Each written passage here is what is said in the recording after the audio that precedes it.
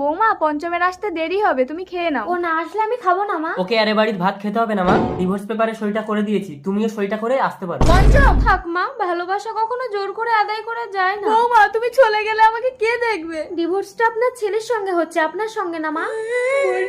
সুখে থেকো। এ কি, মহিলাটা তো অসুস্থ হয়ে পড়েছে, চিকিৎসা করাতে হবে।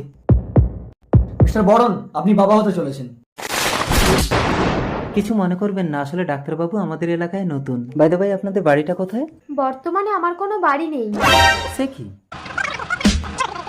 আমাকে একটা কাজ খুঁজে দেবেন? না না, এই অবস্থায় আপনাকে কাজ করতে হবে না, এই বাড়িতে আমি একা থাকি, আপনি এখানে থাকুন, আমি আপনাকে খেটে খাওয়াবো। আপনি একা থাকেন, লোকে তো আমাকে বদনাম দেবে। এসো আমরা নতুন সম্পর্ক গড়ি 10 বছর পর। মা আমি খেলতে যাচ্ছি। না একদম যাবি না, আমি কাজে যাচ্ছি। মানুষটা বাড়িতে একা আছে শোনাই। সেদিন গাড়ির চাকাটা আমার পায়ের উপর থেকে না গিয়ে আমাকে পিষিয়ে দিলে ভালো হতো।